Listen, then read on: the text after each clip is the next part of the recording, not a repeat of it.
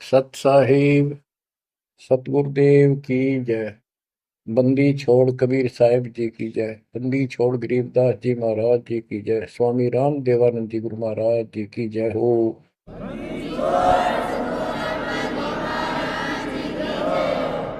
सर्व संतों की जय, सर्व भक्तों की जय, धर्मी पुरुषों की जय।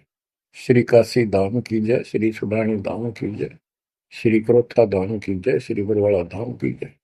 सत साहिब परम पिता परमात्मा कबीर जी की सीम कृपा से बच्चों आपको सूक्ष्म वेद का ज्ञान प्राप्त है। आप सूक्ष्म वेद बांच रहे हो, सूक्ष्म वेद सुन रहे हो, पढ़ रहे हो। ऋग यजु है श्याम अथर्व, चारों वेद चितभंगी रे। सूक्ष्म वेद बांच साहेब का, सोहंसा सतसंगी रे। सूक्ष्म वेद बांच साहेब का, सोहंसा सतसंगी रे। तीन लोक और भवन चतुर्दश, कोई नहीं सत्संगी।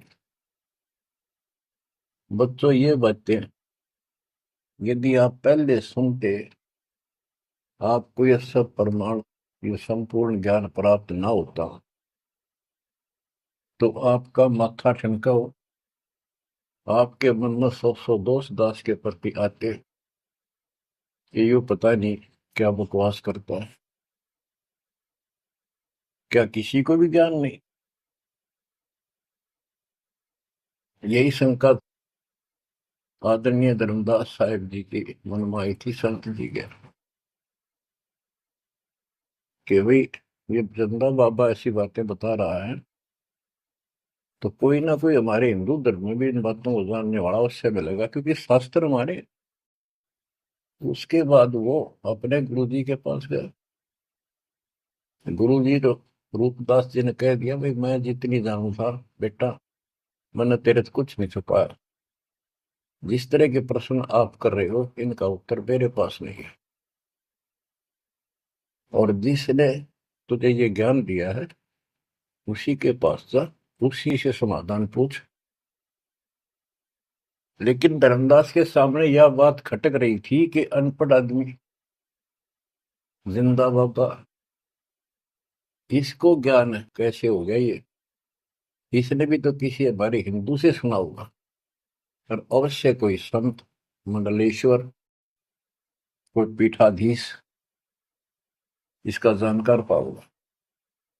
अब सब जगह जितने भी सुप्रसिद्ध या वैसे छोटे मोटे भी संत हिंदू धर्म के उस टाइम प्रवक्ता थे, सत्संग सुनाया करते थे, सबसे मिला, और जाते ही 10-20 रुपए रख दे। ये खासकर इन संतों के अंदर जो भेंट ज्यादा दे, दक्षिणा ज्यादा दे, उसको ज्यादा महत्व देते हैं। इस बात की धर्मदास जी को भी खूब पता था कि ये तभी प्रसन्न होकर मुझे कुछ राह बताएंगे। जाते 5-10 रुपए तरह, क्योंकि उसमें 5-10 रुपए आज के 5 लाख के बराबर थे। वहां तो एक पैसा भारी होता था उस समय। सबसे प्रसन्न कर लिए, किसी के पास इस तरह बात नहीं थी। श्री कृष्ण विष्णु भगवान है, सारी सृष्टि के रचनहार है, इनके कोई माता पिता नहीं, ये आपो आप है, स्वर्ग से ऊपर कोई स्थान नहीं। आखिर में हार के, थक के, और कति बुरी तरह रोए कि अब के बनाए। परमात्मा फिर भी उसको, जब वो धक्के खा के आ रहा था, एक अन्य हिंदू साधु के रूप में एक पेड़ के नीचे बैठ गया, नदी के किनारे। 5-7 भगत और बैठे थे उसके पास। जिज्ञासु वैसे ही बाबा भी चलता फिरता था। धर्मदास जी के रास्ता उसके साथ से था, उसने सोचा चल आगे, आगे चल। इसे मंडलेश्वरों के पास घूमया, साधु का रूप दाता ने बना रखा था। फिर मालिक की प्रेरणा अपने बच्चे को लेना था सर। उसी समय प्रेरणा हुई कि काफी देर से चल रहा हूँ, विश्राम भी करना है, यही कर लेता हूँ और इसकी तलाशी भी ले लेता हूँ।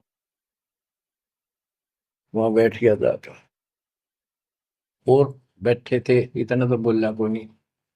वो दूसरे उठ कर चले गए, जब एकला रह गया, परमात्मा बोले धर्मदास,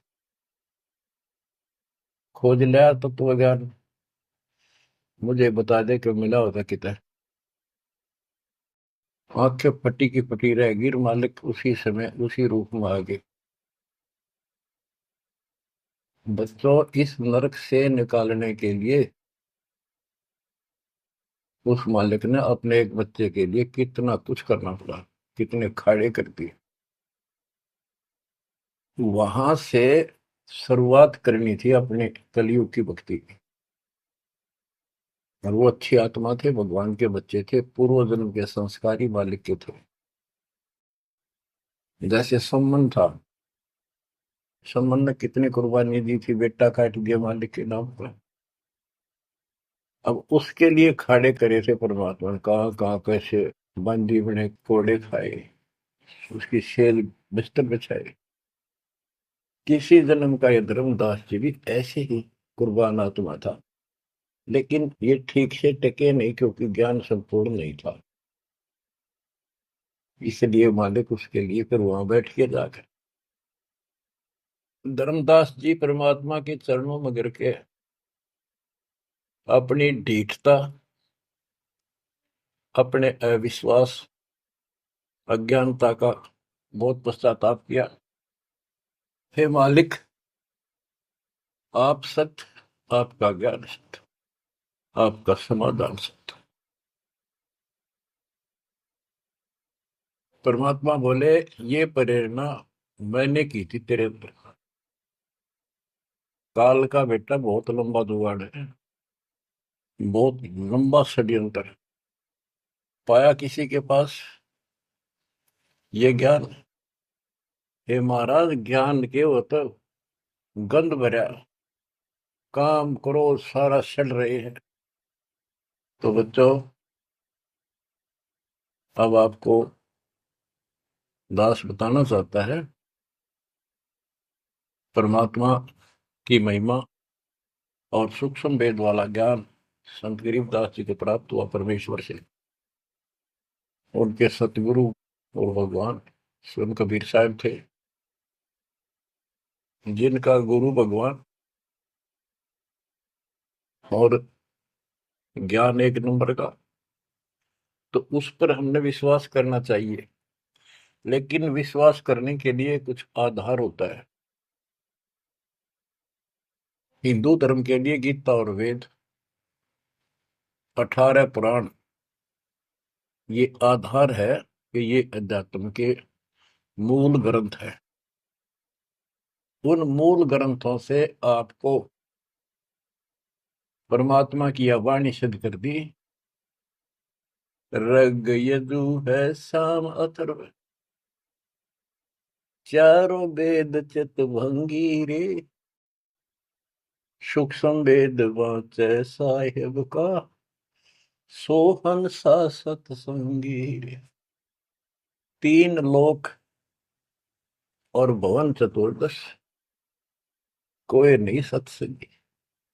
क्यों? क्योंकि उनके पास ये तत्व ज्ञान नहीं।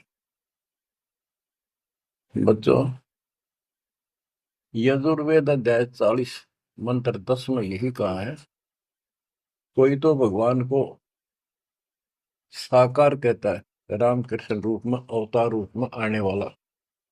अन्य कहते हैं वो कभी साकार होता ही नहीं, वो तो निराकार है। परमात्मा साकार है या निराकार है, किस स्थिति में आता है, वो कैसे लीला करता है, इसकी जानकारी किस तत्वदर्शी संतों से पूछो। गीता अध्याय 4 श्लोक 34 में और 32 में स्पष्ट भी कर दिया कि जो तत्व ज्ञान होता है वो परमात्मा अपने मुख कमल से आकर बोलता है। ऋग्वेद मंडल नंबर 9 सूक्त 94 और मंत्र नंबर 2 में कहा कि वो परमात्मा कवियों की तरह आचरण करता हुआ घूमता फिरता है। ऋग्वेद मंडल नंबर 9 सूक्त नंबर 95 के मंत्र नंबर 1 में परमात्मा भक्ति की प्रेरणा अपने मुख कमल से वाणी बोल के करता है और भक्ति के मूल मंत्रों का गूढ़ रहस्यों का जानकारी का ज्ञान वही बताता है। गीता अध्याय 4 श्लोक 34 में कहा कि उस तत्व ज्ञान को जो स्वयं मालिक बोलता है कवियों की तरह काव्यान चौपाइयों में श्लोकों में और शब्दों के माध्यम से वो तत्व ज्ञान है, उसको किसी तत्वदर्शी संत से पूछो। बच्चों, न वेदों में तत्व ज्ञान, गीता वेदों का सारांश है, उसी का छोटा रूप है। तो इनको ज्ञान, इनमें ज्ञान नहीं है, वो तत्वदर्शी संत से पूछो। वो तत्वदर्शी संत की पहचान श्रीमद् भगवत गीता अध्याय नंबर 15 श्लोक 1 में बताया है कि ऊपर को मूल, ये तो मूल मालिक सारी सृष्टि का रचने वाला समझो संसार रूपी वृक्ष है जिसकी ऊपर को जड़ है और नीचे को तीन गुण रूपी शाखा है। इसके सभी विभागों को जो बता देगा स वेदविद, वो वेद के तात्पर्य को ठीक से जानने वाला है, यानी वो तत्वदर्शी संत है। धर्मदास जी और गरीबदास जी के सतगुरु ने बताया, कबीर अक्सर पुरुष एक पेड़ जो जमीन से बाहर दिखाई देता उसको पेड़ बोलते हैं, पेड़ा तना। गरीब अक्सर पुरुष एक पेड़ है, निरंजन व की डार और तीनों देवा शाखा है, ये पातुल संसार। फिर स्पष्ट कर दिया कि फिर एक कैसा दे सब सदर, सब साध्य सबता माली सींचे मूल को फल फूल अगा। सभी parts of the tree, works के सभी विभाग बता दिए कि तना अक्षर पुरुष है, डार ये क्षर पुरुष है, क्षर पुरुष, और तीनों देव आराधना ब्रह्मा सत्पुरुष उत्तम गुण शिव जी रूपी शाखाएं और पात रूप संसार। तो बच्चों, फिर साथ में ये समाधान भी कर दिया कि एक का साध्य सब सदन, यानी मूल को पूजो, उसको इष्ट रूप में मानो, उसके बाद अपने अनुष्ठान करो, साधना करो। जो आपको प्रथम मंत्र दिया जाता है इसमें प्रथम और लास्ट वाले मंत्र को छोड़कर सारे इन्हीं शाखाओं वाले मंत्र है। और गीता अध्याय 3 श्लोक 10 से लेकर 15 तक ये स्पष्ट किया है कि शास्त्र अनुकूल धार्मिक अनुष्ठान यज्ञ करने से वो सही भक्ति मानी जाती है। इन यज्ञों के द्वारा इन देवताओं को बढ़ाओ, ये यज्ञ से बड़े हुए देवता तुम्हें बिना मांगे ही सब कुछ देते रहेंगे। और उस परम अक्षर पूर्ण परमात्मा को इष्ट रूप में प्रतिष्ठित करके फिर सारे धार्मिक अनुष्ठान करो। कहते हैं सब प्राणियों की उत्पत्ति अन्न से होती है, अन्न वर्षा से होता है। वर्षा शास्त्र विहित, शास्त्र में प्रमाणित धर्म कर्म यज्ञ करने से होती है। और कर्म लगाए ब्रह्म ने, क्योंकि सबके लोक माए तक काम करके खाना पड़ा, सतलोक में कोई काम नहीं था, बैठा सब फ्री मिला था। जैसे आप सतलोक आश्रमों में जाते हो, आपको सारा बना बनाया मिल रहा है, हरखा और भक्ति करो, सत्संग सुनो और आ जाओ। फिर बताया है कि सभी प्राणियों की उत्पत्ति अन्न से होती है, अन्न वर्षा से होता है। वर्षा शास्त्र विहित, शास्त्रों के अनुसार किए गए अनुष्ठानों से होती है, यज्ञ से होती है। और यज्ञ शास्त्र अनुकूल कर्मों से होती है। कर्म लगाए ब्रह्म ने, ब्रह्म की उत्पत्ति हुई अक्षर पुरुष से, और अक्षर पुरुष यानी अक्षर का अर्थ यहाँ पर अविनाशी है। और जहां पर प्रकरण होता है एक से अधिक, अक्षर का अर्थ ही अविनाशी होता है, लेकिन सरपुरुष अक्षर पुरुष, सरपुरुष ब्रह्म है, ये काल है 21 ब्रह्मांड का स्वामी, अक्षर पुरुष 7वें ब्रह्मांड का स्वामी। और फिर परम अक्षर ब्रह्म क्यों कहा, परम अक्षर पुरुष, कि वो सब का मालिक वो है। तो इस प्रकार इस आध्यात्मिक ज्ञान को समझना है, और उस परम अक्षर ब्रह्म को योगों में प्रतिष्ठित करके सारे अनुष्ठान करने चाहिए, तब सफलता हो। कबीर साहब ने बताया, कबीर एक कैसा दे सब सदे, सब साध्य समझा, माली सींचे मूल को बुलागा। पुण्यात्माओं, इससे सिद्ध हो गया कि किसी के पास भी वेदों से हटकर ज्ञान नहीं था, और वेदों में वो ज्ञान है ही नहीं जिसकी हमें जरूरत थी। इसलिए क्या रहा, अब इसके ऊपर चलेगा सत्संग शेष, संत गरीबदास जी की अमर वाणी, अथ कथनी बिना करनी का होगा। इसमें से कुछ वाणी सुनाएगा दास। जैसे आपको बताया गया कि काशी विद्यापीठ पढ़कर ब्राह्मण आते थे, उनको विद्वान माना जाता था, उनकी दुकान बढ़िया चला करती थी यहाँ भोले समाज में। तो गरीबदास जी उस पढ़ाई के बारे में कहते हैं जो वो पढ़ा करते हैं, केवल लोगों को ठगने के लिए। गरीब पढ़ना गुणना चातुरी, यह तो बात सुगम, सत सुकृत और बंदगी, या है बात अगम। के ये गीता वेद पुराण पढ़े लिए, चतुरता दिखा दी, बड़े बड़े लेक्चर झाड़ दिए, ये तो बहुत आसान है। लेकिन सत सुकृत, सच्ची भक्ति, सच्चे अच्छे कर्म और भक्ति, सच्ची भक्ति, बंदगी, प्रणाम, बंदगी के अंदर वजह सारा कुछ आ जाता है, भक्ति भी आ जाती है, मंत्र भी आ जाते हैं, प्रणाम भी आता। कई बार विशेष तौर पर बंदगी प्रणाम को बोलते हैं, बंदगी प्रार्थना भी कही जाती है। फिर बताते हैं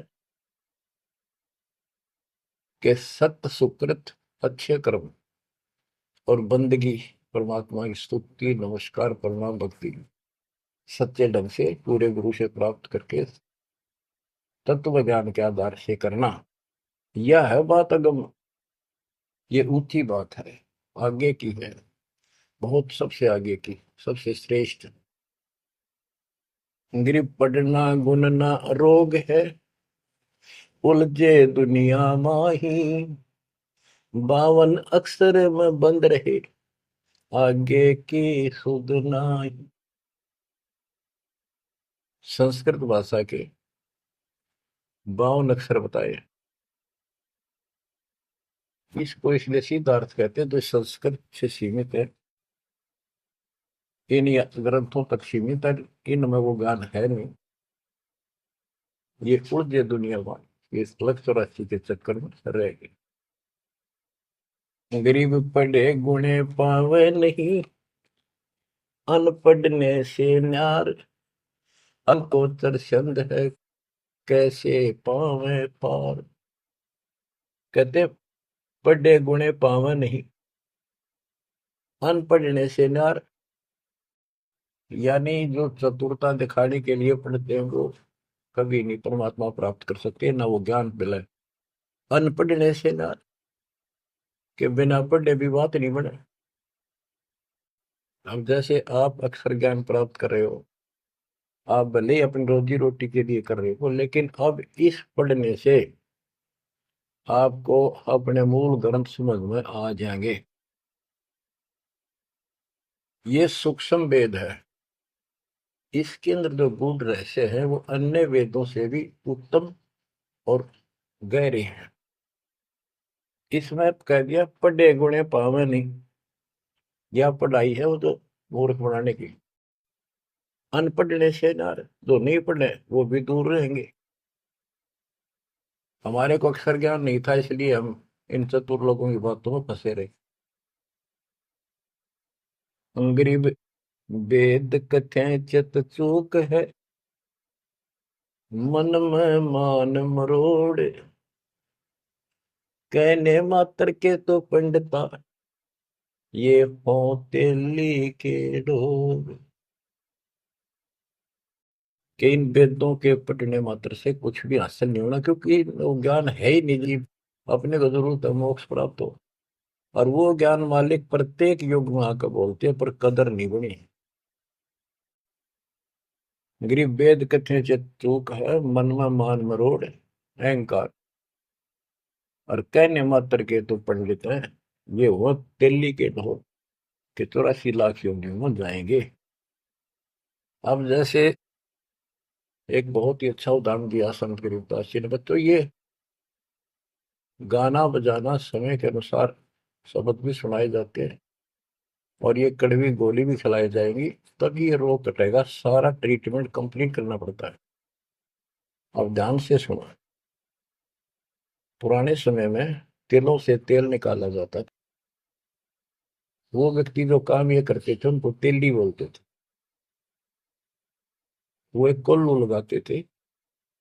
वो कोल्लू एक मशीन होती है, जिसमें 3 4 गिरारी सी होती, मोटी मोटी भारी भारी, और उसके ऊपर एक ऐसा पात्र लगा होता है जिसमें नीचे सुराख होता है, और उसमें सरसों डाल दी, तिल डाल दिए, वो धीरे धीरे नीचे जाता रहता, कोल्लू चलता है। एक लंबे लकड़, लंबा लकड़, कम से कम भी 15 20 फुट लंबा।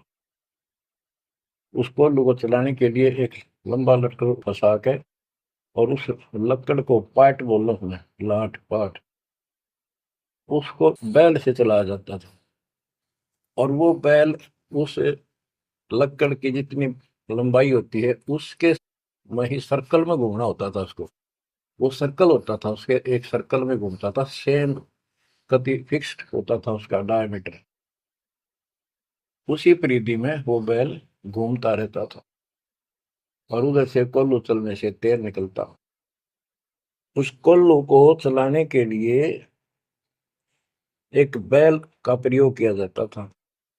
वो उस लकड़ लंबे लठ, 15 20 फुट 25 फुट लंबे लठ के एंड पे लास्ट में एक कुंडा डाल कर उसमें रस्सा बांध कर, और उस बैल के दोनों तरफ कंधे से बांध दिए जाते थे रस्से, और उसको चलाया जाता था। तब वो कोल्लू घूमता था, और उसमें डाले हुए सरसों या तिल, उनका तेल निकलकर बाहर आता था, वो तेली कहलाता था।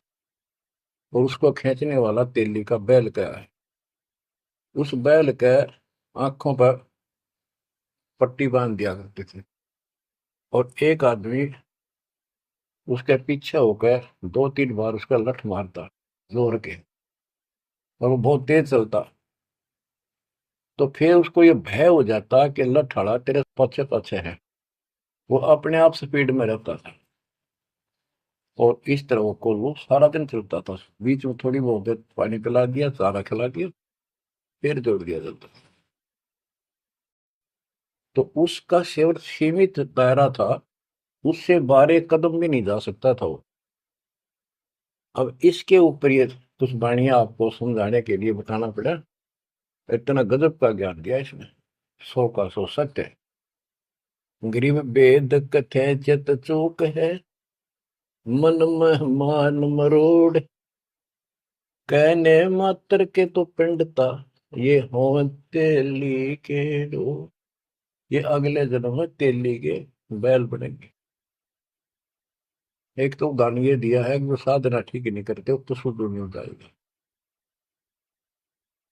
फिर पीछे तू पशुआ की जय, गद्दा बैल बनाई, ये 56 भोग कहाँ मन भोरे, कहीं कुरड़ी चरने जाई। इस वाणी का तो ये अर्थ है। अब इसके ऊपर आगे देखो। गरीब आंख बंद है दिखे नहीं, चल मारो मार तेली के तो बैल को घर ही कोस हजार। के आंख बांध दी बैल की और उधरता चलो मारो मार, वो सपेटते चलता रहता। उस तेली के बैल को उस सर्कल के अंदर ही सारा दिन एक महीने में 50,000 कोस एक महीने में तय कर देता, यानी एक कोस 3 किलोमीटर, यानी 1.5 लाख किलोमीटर वो एक महीने में पूरे कर देता। उसमें चल चल के इतना सफर तय कर लेता, रहता वही ठेकान, एक कदम उससे बाहर नहीं जाता। बच्चों ये स्पिरिचुअल लेक्चर है या आध्यात्मिक घंटी दे रहा हूं आपकी स्कूल की। इसको ऐसे समझाने से आपके अंतःकरण में योगदान रचेगा। एक क्या होता था पहले, जैसे फसल होती थी गेहूं चने, इनको अलग करने के लिए भूस से एक गाटा जोड़ा जाता था, गाटा। उसके बीच में एक लठ गाड़ के मोटा था, उसका रस्सा बांध के फिर 5 7 10 पशु, जिसमें भैंस गाय काटड़ा काटड़ी ऐसे सीरीज में बांध दिए जाते थे। और बीच में लठ गाड़ दिया, उसके चारों तरफ वो भूस डाल देते थे, चने या गेहूं। क्योंकि दास ने देखा है, हम किसान के गर्जनों था, इसलिए 90% बच्चे किसान वालों को पता नहीं, जो शहर में रहते हैं, वो भूसे कैसे निकलता था, जिसकी ये वाणी जिस बारे बोली है। अब तो मशीनों से निकल जाता है, कट कट कट कट 1 घंटे में। पहले महीना महीना लगे रहा करते। दास का जन्म ऐसे समय में दिया दाता ने जब वो 5505 निकट आ रहा था। और वो पिछला प्रोसेस सारा पता है जो एक वाणी में बोला गया है। दास को समझने में आसानी रही, आपको समझाने में आसानी होगी। तो उसको हम तो गाटा बोला करते, गाटा जोड़ रखे। वो सारे पशु एक लाइन में चलते रहते, चारों तरफ घूमते थे, जैसे तेली का बैल घूमा करता। ये उस फसल को काटने के लिए उनके पैरों के नीचे वो फसल कट जाती, छोटा छोटा तूड़ा भूस बन जाता। फिर उससे गेहूं चने अलग कर लेते और भूस अलग हो जाता। उसको गाटा बोला करे। और पलवल साइड इधर फरीदाबाद साइड में उसको धाए बोलते थे, धाए। धाए यानी पशुओं का एक समूह, एक से एक गले का रस्सा बांध दिया जाता था। वो बाहर नहीं जा सकते, अंदर आ नहीं सकते, क्योंकि एक दूसरे को धक्का नहीं दे सकते। वो एक लाइन में चलते थे चारों तरफ सर्कल में। अब इसको इन अज्ञानी गुरुओं के ऊपर सेट किया है दाता संत गरीबदास जी ने इस वाणी को। गरीब दाएं जुड़ी अज्ञान की गह घाटा ठोर, एक पेड़ चाले नहीं काट बड़ी बड़ी खोर। कि जैसे वो पशुओं के द्वारा धाय जोड़ कर घुमाई जाती है और वहीं घूम रहे होते, उससे अलग एक कदम नहीं जा सकते। तो जितने भी ये संत हैं, इन्होंने अपने अपने चेले बांध रखे, अपने अज्ञान वाले लटके। गुरु बनकर बैठ गया और उसको पशु बांध रखे, पशु पुत्र। वो इस जन्म मरण के चक्कर में यही गाटा गा रहे हैं, यही दाएं चल रही है उनकी। एक पेड़ चाले नहीं और कड है बड़ी बड़ी खोर। खोर मैंने बड़े बड़े कदम रखे, तेजी से चलना, पाथे डंडे लगे होंगे।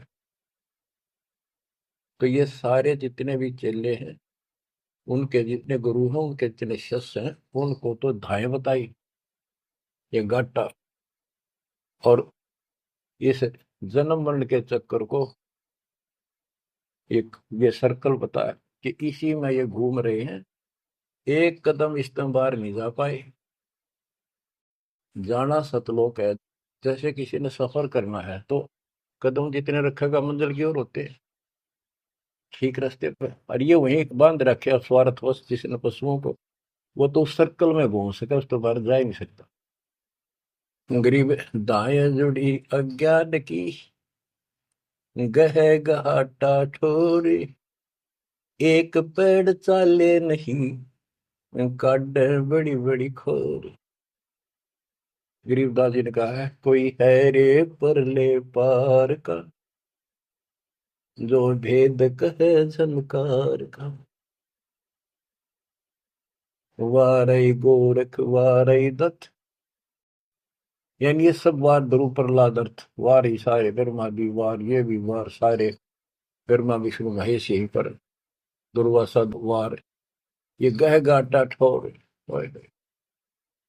गरीब चार वेद सठ शास्त्र, पढ़े 18 पुराण, सतगुरु पूरा मिला नहीं, पंडित हो सी समान। ओह, कबीर साहब कहते हैं, गुरु बिन काहू न पाया ज्ञाना, जो तो था वो छड़े किसाना। गुरु बिन वेद पढ़े जो प्राणी, समझ अनुसार रहे ज्ञानी। बच्चों, एक तो होती है मान बढ़ाई, अहंकार, और एक सच्चाई जो होती है वह मान बढ़ाई नहीं कहलाती। जैसे दास कह रहा है, और जब आपको भी समझ आ गई है, स्पष्ट हो गया, आपको पता लग गया है कि गुरु बिन वेद पढ़े जो प्राणी, समझे ना सार रहे अज्ञान। वेद पढ़े पर वेद न जाने, ये वाचे पुराण 18, और पत्थर की पूजा करे। भूल गए सब जनारा, श्राद्ध निकलवाओ, पितर पुजवाओ। क्या इन्हें वेद पढ़े, क्या इनको गुरु मिला? जय सतगुरु की संगत करते, ये सकल कर्म कट जाए, ये कोई झंझट नहीं करना पड़ता। अमरपुरी पर आसन होते सतलोक में, जहाँ कोई कष्ट नहीं, जहाँ दुख ना चाहे। तो दास ये कहे कि या तो भगवान कबीर साहब मेरे गुरु भगवान और गरीबदास, और चौथा दास, इनके अतिरिक्त, वर्तमान में दास के अतिरिक्त विश्व में किसी के पास ना वेद ज्ञान, ना गीता ज्ञान, ना कुरान और बाइबल ज्ञान, किसी को किसी प्रकार का ठीक ज्ञान नहीं। इसको कोई कहे यह मान बढ़ाई करता है, उसकी अपनी समझ है, अपनी सोच है, लेकिन यह 100 की सोच सच्चाई है। जैसे 2000 के नोट पर, या 1000 के नोट पर, 500 के नोट पर यह लिखा है कि मैं धारक को 500 रुपए देने का वायदा करता हूं, तो क्या उसने मान बढ़ाई कर रखी है कि ये नोट अपनी बढ़ाई करता है? छाती पे लिखवा रहा है, वो सच्चाई है, वो लिखना भी जरूरी है। तो दास को ये बताना भी आवश्यक है कि दास के अतिरिक्त विश्व में किसी के पास ज्यादा तम ज्ञान नहीं है। ना वेद ज्ञान ठीक है, ना गीता ज्ञान ठीक है, ना पुराणों को जानते, ना कुरान वाले कुरान को ठीक से सुनते, न बाइबल वाले बाइबल को ठीक से। गरीब चार वेद सठ शास्त्र, पढ़े 18 पुराण, सतगुरु पूरा मिला नहीं, पंडित हो शीशवान। गरीब चार वेद सठ शास्त्र, पढ़े 18 बोध, खसम बांझ के होते है, पर बेटा नाही गोद। एक अजब गजब उदाहरण दिया है कि इन 4 वेद और 18 पुराणों को पढ़ने से तो ऐसी दशा है, ये दिखे पंडित, गुरु शिष्य दोनों हैं, गुरु भी हैं, उनके शिष्यों की कमी नहीं, लेकिन बांझ स्त्री का संतान नहीं होती, उसका पति भी होता है। इसी प्रकार इनके गुरु भी है, ये शिष्य भी है, इनमें भक्ति रूपी लाल बनेगा नहीं। बच्चों, एक एक बात टके कहीं नहीं सकता, लाख टके की है, अरब टके की।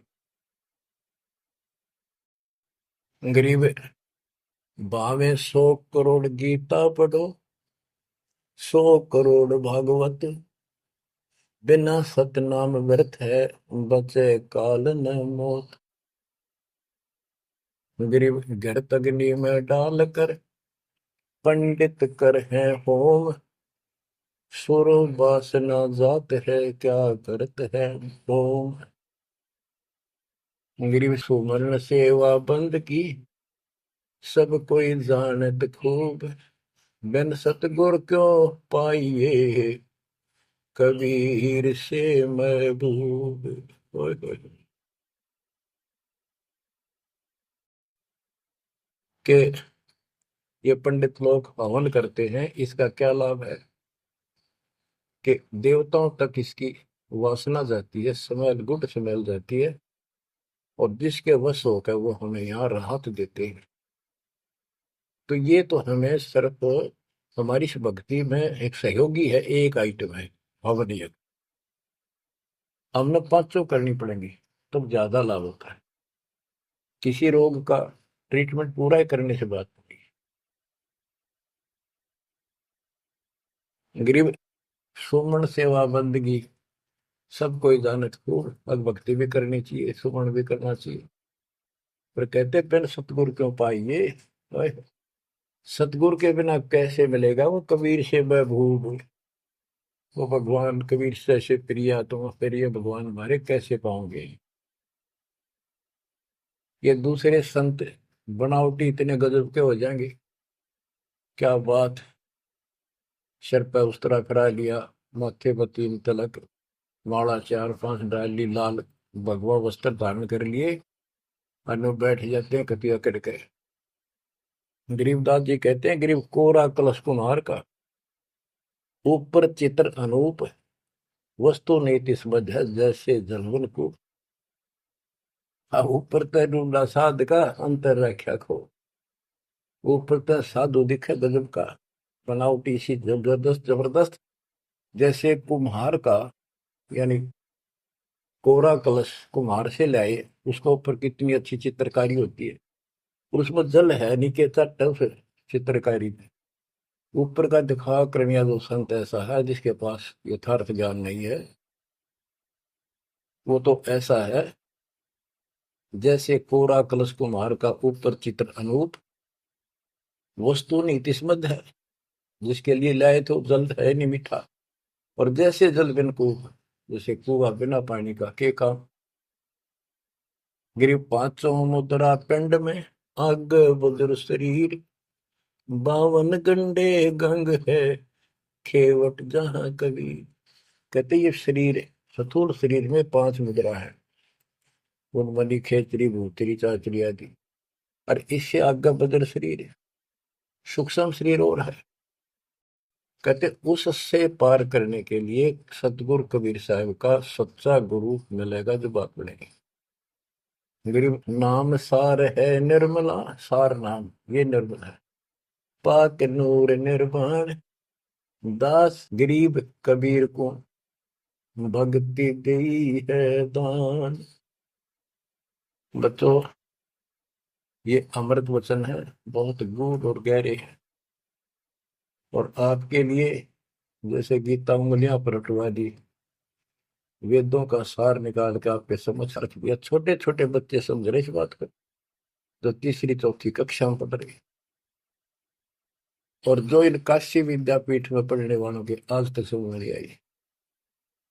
तो who is Guru, who is सतगुरु, और हु इज गॉड, ये आप अच्छी तरह समझ चुके हो बच्चों। परमात्मा आपको इतना दृढ़ कर दे, जैसे सम्मन की और सेऊ थे। आप इतने दृढ़ हो जाओ, गरीब महिमा की जय संत की, तन मन धन सब दे, सिर मांगे टाला नहीं, मोर ध्वज लग ले। यानी ऐसी परिस्थिति परमात्मा के प्रति, किसी परिस्थिति ऐसी आ जाती है तो मालिक से दूर नहीं हो, कितनी ही कठिन परिस्थितियों से गुजरना पड़े। आज हम थोड़े से कष्ट को देखकर भगवान से दूर हो गए, फिर अगले जन्म में क्या होगा? फिर पीछे तू पशुआ की जय गद्दा बैल बनाई, ये 56 भोग कहाँ मन भोरे, कहीं कुरड़ी चरने जाई। आज कोई ना कोई बहाना काल कर देगा सत्संग से उठने का, आलस कर देगा, कोई काम अड़ा देगा, या वैसे आत्मा किसी पाप के कारण रोगी हो जाती है तो अरुचि बन जाती है सत्संग सुनने में या सुमरण करने में, दान की इच्छा समाप्त होती चली जाती है, सेवा में रुचि नहीं रहती। तो उस समय के लिए ये याद रखो, आज हम मानव हैं, अपनी मर्जी से कितने आलस कर लें और कितने भगवान से दूर हो जाए, स्वतंत्र है। और कल को गधे बन गए, बैल बन गए, नाक में नाथ गल जाएगी, या 2.5 मन का कमर के ऊपर एक थैला होगा गधे के, तो आलस तो उसमें भी होगा। मन तो यही है। कई कहते हैं मेरे से नहीं होती सेवा, चलो कोई बात नहीं, सेवा तो करनी चाहिए, सेवा से दूर नहीं होना चाहिए। तो मन तो वहां भी दुखी करेगा, गधा अपने पास से भी सोचेगा कोई कि पटक दूं बोरे ने, घेर दूं, डाल दूं। एक आदि पर गधा ऐसा भी कर देता है, फिर उस पर ज्यादा भार लादा जाता है और लठ भी पड़ते हैं, फिर वो सीधा चलता है। इसलिए इस मन पापी को आत्मा यही समझा सुलझा ले, दाता से दूर ना हो। इस संसार में सुख नाम की चीज नहीं है। यदि सुख होगा, या जो नकली सुख भी अगर चाहिए तुम्हें यहाँ का, तो भी दाता के चरणों में मिलेगा, रहोगे तो मिलेगा। इससे दूर होकर कुछ दिन जो ये समय आप भक्ति कर चुके हो, सच्ची मर्यादा में रहकर, वो आपकी बैटरी सी चार्ज होगी जैसे इन्वर्टर की हो जाती है, और फिर चार्जर हट गया, वो बैटरी फिर भी काम करती रहेगी और ऐसा लगेगा कि बिल्कुल सब कुछ ठीक ठाक है, कोई फर्क नहीं पड़ा, चार्जर भी हटा दिया। जब तक वो संग रह सकती है, एनर्जी है बैटरी में, वो काम पूरा करेगी। जब वो एनर्जी खत्म हो जाएगी, आगे संग्रह हो नहीं रही,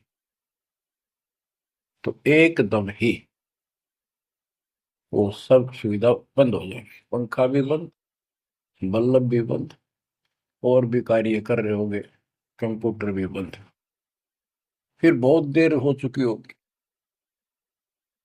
इसलिए इन सब बातों को ध्यान रखो, याद रखो।